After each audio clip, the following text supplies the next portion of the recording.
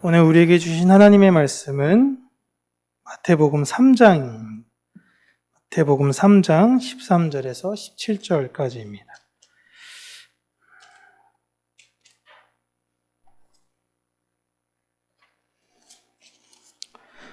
우리 함께 읽도록 하겠습니다. 이때 예수께서 갈릴리로부터 요단강에 이르러 요한에게 세례를 받으려 하시니 요한이 말려 이르되 내가 당신에게서 세례를 받아야 할 터인데 당신이 내게로 오시나이까? 예수께서 대답하여 이르시되 이제 허락하라.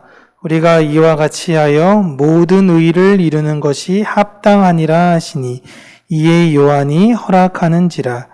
예수께서 세례를 받으시고 곧 물에서 올라오실새 하늘이 열리고 하나님의 성령이 비둘기같이 내려 자기 위에 임하심을 보시더니 하늘로부터 소리가 있어 말씀하시되 이는 내 사랑하는 아들이요 내 기뻐하는 자라 하시니라.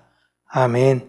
오늘은 하늘로부터 오는 소리라는 제목으로 하나님의 말씀을 우리 사랑하는 성도님들과 함께 나누도록 하겠습니다.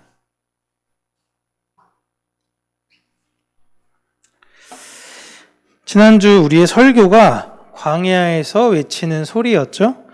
우리는 광야에 외치는 소리가 되어야 된다라는 것이 지난주 메시지였습니다.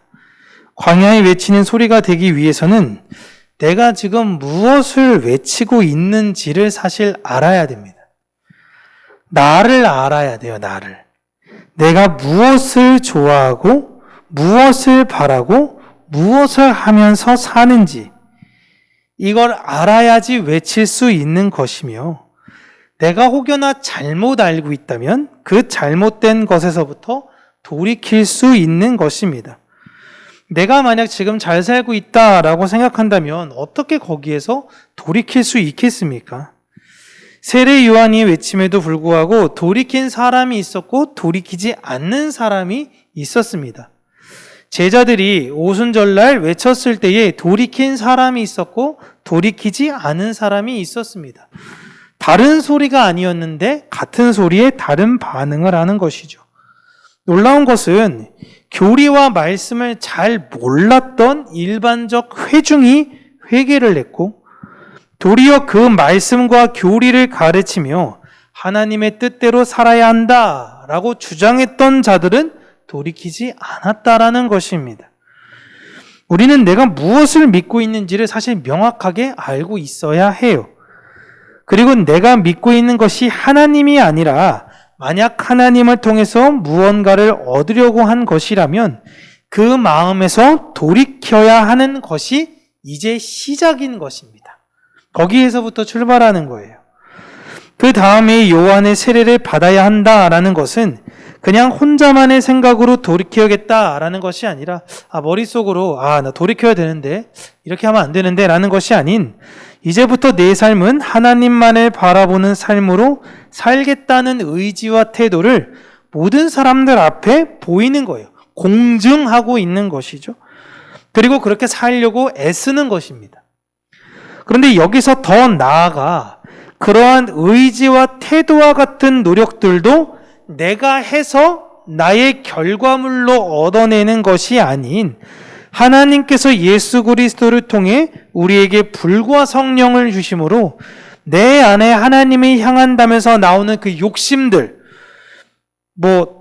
예를 들면 저에게 있어서는 많은 성도들이 함께 이 교회에 오기는 바라는 마음이 순수하게 그들에게 복음을 전하기 위해서라면 참 너무 좋죠.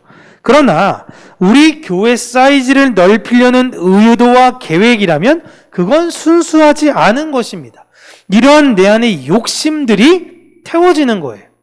분명히 저는 여러분 사역을 하고 있는 겁니다. 하나님의 사역을 하고 있고 하나님의 나라의 확장을 위해서 애쓰고 있는 거예요. 그런데 그 밑에 내 기저 안에 숨어있던 게 뭐냐면 내가 그걸 인해서 함께 영광받고 싶은 욕심이에요. 이것마저 사라져야 되는 것입니다. 그런 연난의 과정을 통해서 성령님과 함께 동행하며 열매를 맺는 광야에 외치는 소리로 살아야 한다라는 것입니다. 그런데 예수님을 알더라도 사람의 의지를 강조하는 요한의 세례만을 가르칠 수 있고 그렇게 신앙생활이라고 하고 하실 수도 있어요. 거기에서 항상 더 나아가야 된다라는 생각을 잊으시면 안 됩니다. 아, 나 주님 만났어. 세례 받았어. 이제 의지를 갖고 열심히 살 거야. 더 나아가서 우리의 매 순간에 최선을 다하지만 내 뜻대로 되지 않아도 하나님께서는 나보다 더 잘 아시니, 하나님은 분명하게 선하시고 이루시고자 한 뜻이 있으니 하나님의 뜻에 순종하겠습니다. 내가 오늘도 주를 믿으며 그 길을 걸어가는 자가 되게 하여 주시옵소서라는 믿음의 고백에 있는 자리까지 우리는 가야 된다라는 것입니다. 그들이 지금 다시 오실 예수님을 예비하라고 외치는 광야의 소리들이고 바로 교회인 것입니다. 이렇게 보시면 성도의 삶의 모습은, 성도가 되어져가는 광야 과정은 이렇습니다. 처음에 회심을 하죠. 그리고 의지와 태도를 보이고 성령과 동행하는 이런 과정으로 가고 있는데, 이 화살표를 잘 보시면 정방향으로만 진행이 되는 거예요. 그러니까 회심하고 의지와 태도하고 성령과 동행했다가 아차, 내가 길을 잘못 갔네, 다시 돌아서 갈 수가 없다라는 것입니다. 그러니까 성도의 과정으로 한번 가면 우리는 계속 하나님과 동행하며 그 열매를 맺는 길로 들어가게 되는 것입니다. 요한이 이 교회의 대표적 모습으로 광야에서 외쳤습니다. 회개해라. 너희들의 의지와 태도를 보여라. 옷 2벌 있니? 1벌 나눠줘라. 없는 사람들에서 구제해라. 열심히 애써라. 여기까지 얘기하고 외쳤어요. 여기까지가 요한의 역할이고 이것 또한 교회의 역할입니다. 교회가 이 세상에서 하는 것이 무엇이냐면 실제적 이웃을 사랑하십시오. 그리고 예수 그리스도를 사랑하기 때문에 하나님을 간절히 구하십시오. 그럴 때 하나님의 은혜의 역사가 그 심령 안에 타고 들어가서 그 안에 성령이 내주하게 되시는 것이고 그가 성령과 함께 동행하게 되는 것입니다. 교회의 역할과 요한의 역할은 동일한 거예요. 요한이 오실 그 메시아를 예비하십시오. 오실 그 메시아를 예비하십시오 하는 것처럼 오늘날 교회는 다시 오실 예수님을 예비하십시오. 다시 오실 예수님을 예비하십시오라고 외치고 있는 것입니다. 그렇게 요한이 예수님 앞에 먼저 등장하는 거예요. 교회의 등장 이후에 다시 오실 예수님이 등장하고 세상이 마무리되는 것이죠. 그렇게 예수님께서 요한 앞에 등장하시는데, 그리고 요한에게 세례를 베풀라라고 하시는데, 요한이 예수님을 말리며 내가 오히려 당신에게 세례를 받아야 한다라고 합니다. 도리어 회개해야 될 사람이 있고 의지와 태도를 분명히 보여야 될 사람이 있다면 나라는 것입니다. 그런데 어떻게 당신이 저에게 세례를 받아야 합니까? 라고 이야기를 하죠. 그때 예수님께서 괜찮다라고 하세요. 괜찮아. 그리고 이것은 모든 의를 이루는 것이다 라고 이야기를 하고 있습니다. 이게 15절에 나오죠. 이제 허락하라. 괜찮아. 우리가 이와 같이 하여 모든 의를 이루는 것이 합당하다라고 이야기를 합니다. 도대체 예수님께서 말씀하신 모든 의가 무엇일까요? 라고 때 제가 결론부터 얘기하면 죄인이 돌이키는 것이라고 적긴 했어요. 모든 의를 이루는 먼저 과정에서 나오는 것이, 여러분 보시면 예수님이 세례를 받으시는 겁니다. 세례는 누가 받는 거예요? 죄인이 받는 거예요. 예수님은 세례를 받으심으로 그동안 요한 앞에 나왔던 수많은 회개받은 사람들과 자신이 동일하다라는 걸 지금 보여주시는 겁니다. 그런데 예수님은 죄가 없으세요. 그래서 요한은 예수님의 세례를 받아들일 수가 없었던 것입니다. 그래서 막았는데 예수님이 이것이, 내가 세례를 받는 것이 하나님의 의를 이루는 것이다라는 말씀을 하시는 거예요. 즉 하나님의 의라는 건 무엇이냐면 죄인이 돌이키는 것이 하나님의 의인 거예요. 이걸 예수님께서 보이신 거예요. 좀 더 자세하게 뒤에 설명드릴게요. 예수님은 모든 역사 속에 있는 하나님의 백성들의 죄를 대표로 담당하시기 위해 죄가 없으신 분이 세례를 받으신 것입니다. 그리고 하나님을 믿는 백성들도 자신의 죄를 회개하고 세례를 받음으로 하나님의 의가 이루어지게 되죠. 그러니까 우리가 회심해서 하나님, 나 이제 하나님에게만 모든 내 전심전력을 다하겠습니다라는 고백을 드리는 것이 하나님의 의를 이루는 거예요. 그러니까 완성된 거다라는 것입니다. 이 표면적 사건이 사도행전에서 성령 세례로 변화된 제자들이 외친 회개하라라는 외침에 3,000명이 회심했어요. 그들이 예수님을 믿겠다고 이야기하고 세례를 받았습니다. 그게 바로 하나님의 의를 이루는 거예요. 그리고 우리도 마찬가지입니다. 참된 회개를 통해서 세례를 받고 예수님을 믿는 백성이 되는 것이 하나님의 의를 보이는 거예요.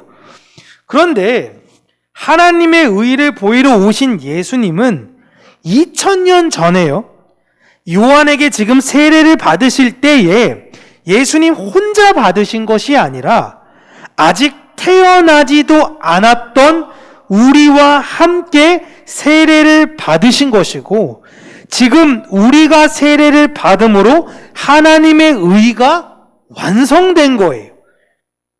그러니까 예수님은 그냥 내가 일단 대표로 세례 받고 모든 사람들이 다 용서된 거야 라는 것이 아니라 태초에 작정하신, 하나님의 구원에 작정하신 하나님의 백성들을 위해 그들을 다 끌어안으시고 그들의 모든 죄를 다 끌어안으시고 세례를 받으신 것입니다.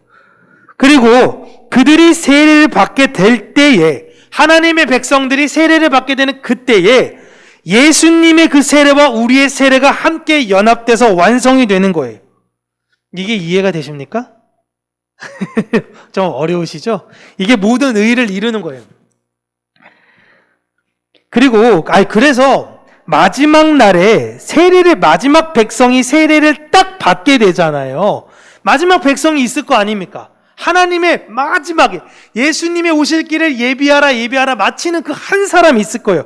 그 사람이 세례를 받게 되는 그날, 그의 회심과 그의 완성이 되는 그날이 심판날이에요. 그래서 마지막 날을 노아의 홍수에 자꾸 비유를 하는 것입니다. 노아 때의 물세례로 말미암아 세상이 심판을 받았죠. 그러나 모든 사람들이 다 그 세례로 인해서 심판받았지만 하나님의 긍휼을 입었던 노아와 그의 가족들만 구원을 얻게 되었습니다. 출애굽을 했을 때 이스라엘 백성들도 홍해를 건넜고요, 애굽 사람들도 홍해를 건넜습니다. 군사들도. 그런데 이스라엘 사람들은 은혜로 말미암아 그 세례 넘어서까지 가나안에 갔지만, 그렇지 않은 사람들은 다 어떻게 됐어요? 물에 빠져 죽게 되는 것입니다. 이게 모든 의가 이루어지는 거예요. 또한 지금도 그 의가 이루어지고 있습니다. 지금 세상은 아담의 죄로 인해서 저주를 받았고 이 의가 깨졌어요. 그런데 하나님께서 다시 저주 전에 아담과의 관계처럼 회복시키신 거예요. 여러분, 우리가 지금 회복된 겁니다. 그래서 우리가 의인이에요. 의로운 존재인 거예요. 왜요? 우리가 이 세상에서 법률적으로 의롭게 살아서가 아니라 하나님께 그 의가 우리 안에 완성됐기 때문에, 내가 예수 그리스도로 말미암아 내 죄를 돌이켜 회심했기 때문에 나는 이제 의로운 자가 되는 것입니다. 그래서 그 의를 경험한 이 세상의 모든 교회들은 어떻게 사냐면 이 세상을 마지막 날처럼 사는 거예요. 그들의 고백이 무엇입니까? 이제 사도 요한이 이야기했던 것처럼 마라나타예요. 아멘 주여 어서 오시옵소서. 똑같은 겁니다. 회개하라, 천국이 가까이 올 것이다. 여러분, 그분의 나라를 소망하면서 우리가 기다리며 삽시다. 어서 오시옵소서라는 그 마음을 가지고 살아가는 거예요. 그렇게 하나님의 의를 이루기 위해 예수님께서 죄인으로 세례를 받으셨고요, 예수님을 생각하면서 내가 세례를 받는 거예요. 이게 연합이에요. 그러니까 2000년 전과 지금 우리가 세례를 받을 때에 시간상으로 볼 땐 예수님이 먼저고 우리가 나중이잖아요. 근데 하나님이 보실 때는 이게 동시에 이루어지는 상황이에요. 이해되시나요? 태초에 나 윤바울은 하나님께서 구원하시기로 작정하셔서 언제 먼저 세례가 된 것이냐면 예수 그리스도 안에 2000년 전에 집어넣으셔서 예수님이 요한에게 세례를 받는 그 순간 나는 이미 하나님 손에 있는 의인인 거예요. 그런데 이제 또 제가 또 설명을 드릴게요. 네. 이게 연합이라는 거예요. 그래서 예수님이 요한복음 15장 7절을 말씀하시면서 이렇게 얘기합니다. 너희가 내 안에 거하고 내 말이 너희 안에 거하면 무엇이든지 원하는 대로 구하라. 그리하면 이루리라 라고 말씀하셨어요. 이게 사실 이 말씀을 거의 모르는 분들은 많이 없습니다. 교회 오래 다닌 분 중에. 근데 이게 무슨 의미냐라는 거예요. 내가 예수님 안에 거하고 예수님이 내 안에 거한대. 이게 뭐지? 여러분, 이건 포도나무와 과지의 관계를 비유하면서 나오셨던 예수님의 말씀이시죠? 우리가 세례받았다라는 의미는 2000년 전에 나를 위해 세례를 대신 받으시고 예수님이 죽으셨다라는 것을 내가 지금 2000년 후에 있는 내가 인정하는 거예요. 그러니까 그때 원래 나는 죽어야 되는 존재다라는 것. 죽어야 되는 존재는 난데 나 대신 2000년 전에 예수님께서 대신 죽으셨다라는 게 완전히 인정이 되어지는 거예요. 죽음이라는 저주가 생긴 이후로는 모두가 죽기 싫어서 여러분 난리를 칩니다. 난리를. 어떻게 하면 오래 살까? 어떻게 하면 내가 좀 불로초라도 구해가지고 평생 살 수 있을까? 그러니까 이집트에서는 죽기 싫어가지고 미라를 만들고 다 그런 것들이 죽기 싫어서 난리치는 거예요. 그런데 그들 중에 어떤 사람들이 그 죽음의 저주를 뉘우치며 받아들이는 사람이 있습니다. 맞습니다, 하나님. 제가 죽어야 됩니다. 제가 죽어야 되는 그런 죄인입니다. 라는 걸 고백하는 사람들이 있다는 거예요. 그런데 하나님께서 누구의 죄를 용서해 주냐면요. 그들의 죄를 용서해 주시니. 이게 너무 아이러니한 거예요. 내가 뭘 잘못했어요? 내가 뭘 잘못했다 그래? 왜 나한테만 그래? 쟤도 그렇고 쟤도 그러는데 왜 나한테 그래요? 너희 셋 다 같이 지옥 갈 거야. 막 서로 억울해하고. 이게 세상의 모습이에요. 그런데 하나님의 백성들은 뭐예요? 맞습니다, 하나님. 저 지옥 가야 될 사람이에요. 저 하나님께서 지옥 보내셔도요. 진짜 할 말이 하나도 없는 것 같아요. 하나님, 저 불쌍히 여겨주세요. 라고 했는데 너의 죄는 용서받았다라는 거예요. 이게 십자가예요. 이게 한편 강도예요. 고로 십자가를 집니다 라는 것 자체는 내가 죽어야 한다라는 것을 여러분 말하는 거예요. 죽는 척 하는 게 아니라 진짜 저주를 받아야 한다라는 걸 믿는 거예요. 나는 정말 쓸모없는 존재야. 나는 쓰레기야. 이런 이야기가 그냥 주변에서 나한테 야, 너 진짜 쓸모없는 존재할 때 이게 야, 너는 얼마나 잘났다고 나한테 그렇게 얘기해 라는 것이 아니라 물론 기분은 나쁘겠지만 한번 곱씹어 볼 때 맞아. 나는 그러한 존재지. 그런데 거기서 머무는 것이 아니라 어떻게 돼요? 그런 나를 예수 그리스도께서 구원해 주셨어. 이 자리까지 가는 거예요. 이게 믿어지는 거예요. 그래서 우리가 십자가를 볼 때마다 참 감사합니다. 그런데도 참 미안하고 참 연약한 나를 보면서 눈물이 나오는 거예요. 여러분, 사람은 내가 사랑하는 사람이 아프거나 죽게 되면요, 그 사람의 고통과 아픔이 나에게로 전이가 됩니다. 그게 연합된 관계예요. 그래서 부모님이 돌아가시거나 자녀가 죽을 때 마음이 찢어지는 거예요. 그런데 모르는 분이 죽잖아요? 근데 안타깝죠. 안타깝습니다. 근데 거기까지예요. 슬프기도 하고 안타깝긴 하지만 마음이 막 찢어지고 막 내가 어떻게 할지 모르겠고 그러지가 않아요. 우리가 예수님께 가지는 감정이 여러분 안타까움이면 안 되는 겁니다. 예수님 십자가 얼마나 힘드셨어요. 얼마나 고생하세요. 지질이 못난 우리를 위해서. 이런 안타까움이면 안 되는 거예요. 그게 옆집 사람 이야기예요. 그냥. 그러지 않고 진실로 애통한 마음이 나와야 돼요. 그리고 예수 그리스도의 그 사랑으로 말미암아 감격이 나를 기쁘게 하고 그 감사한 마음들이 나오는 사람들을 성경에서 연합된 자들이라고 부르고 그들이 주와 함께 그 나라에 거할 것이다 라고 이야기를 하고 있는 것입니다. 내가 천국을 갈지 못 갈지를 막연하게 생각할 때면 그래, 난 좀 갈 수 있을 것 같아. 아니야, 난 좀 어려울 것 같아. 이렇게 내가 판단하는 것이 아니라 십자가를 생각하면 돼요. 내가 그 십자가를 생각할 때 그 십자가가 나에게 어떤 의미인지 잘 모르겠는데 그러니까 끝난 거예요. 그러면 십자가의 의미가 잘 모르겠다 그러면 뭐로 확인할 수 있어요? 이것만 파악해도 사실 여러분 구원에 대한 답은 바로 나옵니다. 그러니까 사람들이 구원받은 척 연기는 할 수 있어요. 은혜 받은 척 할 수 있어요. 근데 진실로 내 마음 안에 내가 진짜 죽어야 될 죄인이고 내 안에 진짜 예수 그리스도가 살아계셨다라는 것은 성령님께서 우리에게 주시지 않는다면 그 고백이 나올 수가 없는 것입니다. 그분의 십자가를 생각하며 피눈물 한번 흘려보지 못하고 그분의 십자가를 생각하면서 감격과 감사가 한 번도 없는 삶은 사실상 안타깝게도 구원받지 못한 삶이에요.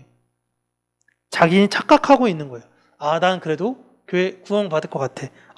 아니야. 난 안 될 것 같아. 이렇게 그냥 자기의 지리짐작하고 생각하는 것입니다. 완전한 연합이 된 자들은 하나님께 무엇이든지 원하면 하나님께서 다 이루어 줄 것이다 라고 약속을 하셨어요. 오늘 본문에서도 약속하셨고 요한 복음에도 약속하셨습니다. 이루어 주겠다라고 하는 거예요. 그렇다면 아까 제가 처음에 얘기했듯이 성령과 동행하는 사람들이 하나님과 연합된 뒤로 이제 무엇을 간구할까요? 하나님께. 물론 성도들도 돈이 없을 때가 있으면 돈을 달라고 간구해야 되고요. 아프면 낫게 해달라고 기도해야 합니다. 당연한 거예요. 그걸 하지 말라는 것이 아니에요. 그러나 본질적으로 그분들이 구하는 것, 교회가 구하는 건 성령님과의 동행으로 성령의 열매 맺기를 원하는 것입니다. 하나님 참 나 사랑이 부족한 것 같아요. 하나님 나 진짜 오래 참지 못하는 것 같아요. 나는 왜 이렇게 인내가 없고 왜 이렇게 절제가 없을까요? 하나님 나를 불쌍히 여겨주세요. 나도 좀 그런 은혜와 절제의 열매를 맺게 도와주세요. 하나님이 약속하셨어요. 간구하면 들어주기로 약속하셨어요. 그렇게 점점 그 방향대로 가다 보니 나중에 뒤를 돌아서 보니까 내가 성장되어진 게 내가 보이는 겁니다. 이렇게 정방향으로만 가기 때문에 성령님과의 동행만을 간구하게 돼요. 나 무엇과도 주님을 바꾸지 않으리. 다른 어떤 은혜 구하지 않으리. 그냥 주님만 있으면 되는 거예요. 예전에는 좀 내가 회심하고 나서도 주님 사실 나 좀 이것도 주시고요. 저것도 주시고요. 그것도 주시고요. 그런데 그게 하나님이 주셨어요. 은혜로. 근데 또 그게 없어지니까 하나님 또 이것도 주시고요. 이것도 주시고요. 그땐 주셨으니까 또 주세요. 그때 주셨으니까 더 많이 주세요. 이랬는데 정작 내가 인생에 살다 보니 내 인생의 근본적 불안이 해결되지 않은 거예요. 그런데 예수 그리스도가 내 안에 계실 때 그 충만한 느낌이 있어서 예수 그리스도만 내 안에 계신다면 내가 그 어떤 것을 간구하지 않아도 자족할 수 있고 이길 수 있다라는 것을 알아내는 것입니다. 교회는 이걸 간구하는 거예요. 이렇게 예수님은 이 모든 의를 이루러 오시고 세례를 받으신 거예요. 이런 일을 이루시기 위해 오신 거예요. 그리고 예수님께서 예수님께서 세례를 받으시자 그 내용에 관한 두 증인이 이제 나오십니다. 한 분은 성령 하나님이 비둘기같이 예수님에게로 내려오세요. 지금 예수님과 성령님이 연합하는 것을 지금 보여주시는 거죠. 교회가 이렇게 될 걸 지금 보여주시는 거예요. 여러분 세례받기 전에 성령님이 예수님과 함께 계시지 않았다라는 것이 아닙니다. 교회를 위한 상징적인 의미예요. 우리도 마찬가지입니다. 제가 태어나면서부터 하나님이 원래 계획 가운데 없었던 애였는데 태어났는데 하는 것 보니까 얘 좀 쓸만해. 얘 좀 구원해야겠다. 이게 아니에요. 제가 태어날 때부터 하나님께서 인도하신 거예요. 태어나기 전부터 작정하셨으니까. 그러나 세례 받을 때가 있어요. 그죠? 내가 회심한 때가 있는 거예요. 그리고 세례 받을 때가 있는 거예요. 태어나자마자 하나님은 나를 단 한 번도 버리신 적이 없으신 거예요. 그런데 본격적으로 세상을 끊고 성령과 동행하는 날이 있다는 걸 지금 예수님께서 보여주시는 것입니다. 내 안에 있는 모든 교회야 너희들은 다 이렇게 살 것이란다라는 걸 보여주시는 거예요. 그리고 나서 하나님께서 말씀하십니다. 이는 내 사랑하는 아들이고 내 기뻐하는 자라라는 거예요. 하나님께서 먼저 예수님에게는 말씀하시는 거죠. 그러나 이건 여러분 예수님에게만 하시는 말씀이 아닙니다. 예수님 안에 속해 있는 모든 역사 가운데 있는 하나님의 백성들, 그 교회를 보시면서 내 사랑하는 아들들, 내 기뻐하는 사람들, 하나님께서 지금 이 말씀하고 계시는 거예요. 그들과 함께 모든 의를 이루러 예수님이 오신 거예요. 그렇게 천국에 갈 사람들은 이미 예수 그리스도 안에서 모두 들어가 있습니다.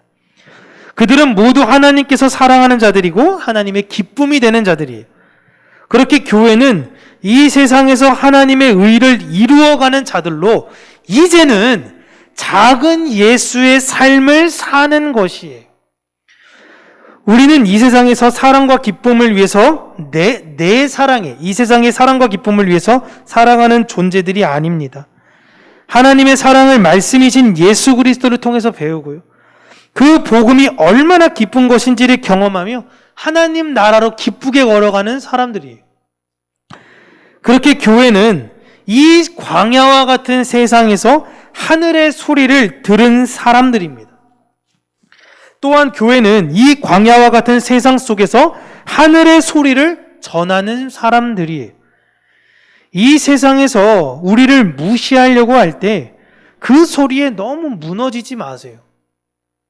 우리의 귀는 이 세상에 집중해야 되는 것이 아니라 하늘에 집중해야 된다라는 것입니다. 내가 나를 온전히 잘 들여다보게 될 때에 내가 어떤 존재인지 발견할 수 있어요.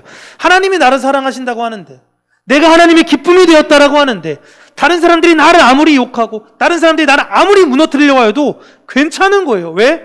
나는 하나님의 아들이고 하나님의 자녀니까 괜찮은 것입니다. 우리의 귀는 하늘에 집중하고 우리는 이 땅에서 예수 그리스도께서 하신 그 사역의 발자취를 뒤따라 감당하며 사는 사람들입니다. 여러분, 장사를 하는 분들은 이윤을 남기려고 애써요. 공부를 하는 사람들은 성적을 남기려고 애씁니다. 그렇다면 그리스도인은 무엇을 남기려고 애써야 되냐? 좋은 열매를 남기려고 애써야 하는 것입니다. 이 세상의 잘못된 가르침에 여러분 휘둘리지 않으시기를 바랍니다. 말세에 거짓 선지자들의 무리가 많아질 것이고, 또한 그로 인해 약간 넘어가는 사람들이 많을 것이다. 이미 성경에서 다 이야기하고 있습니다. 그런 잘못된 가르침에 우리가 이제 넘어가지 마시고 내 의지와 태도를 가지고 이 세상에서부터 돌이키시기를 바랍니다. 또한 내 안에 끊임없이 올라오는 여러 성공의 욕심들, 이런 것과 치열하게 싸우시면서요, 성령님과 믿음의 동행을 하는 저와 여러분, 그런 하늘의 소리를 아름다움 가운데 늘 증거하는 우리 평강교회가 되기를 주님의 이름으로 축복합니다. 기도하겠습니다. 살아계신 하나님 아버지, 우리 마음 안에 분명한 하나님의 확신을 허락하시고 하나님의 놀라우신 은혜와 사랑을 체험함으로 말미암아 하나님, 우리가 그 분명한 구원의 확신을 가지고 이 세상을 담대히 살아가는 자들이 되어지게 간절히 원합니다. 광야와 같은 이 세상 가운데에 성공한 자들이 부러워하는 것이 아닌 빈들에서 외치는 소리와 같이 나에게 주어진 것에 자족하며 하나님의 나라와 그의 영광을 위해서 살아가는 자들이 되게 하여 주시기를 간절히 원하고, 오늘도 하나님께서 우리에게 맡기신 사명 잘 감당하며 주의 은혜와 사랑 안에서 하늘의 소리를 잘 드러내며 살아가는 우리 평강교회 모든 성도님들이 될 수 있도록 하나님 은혜 더하여 주시옵소서. 예수님 이름으로 기도합니다. 아멘.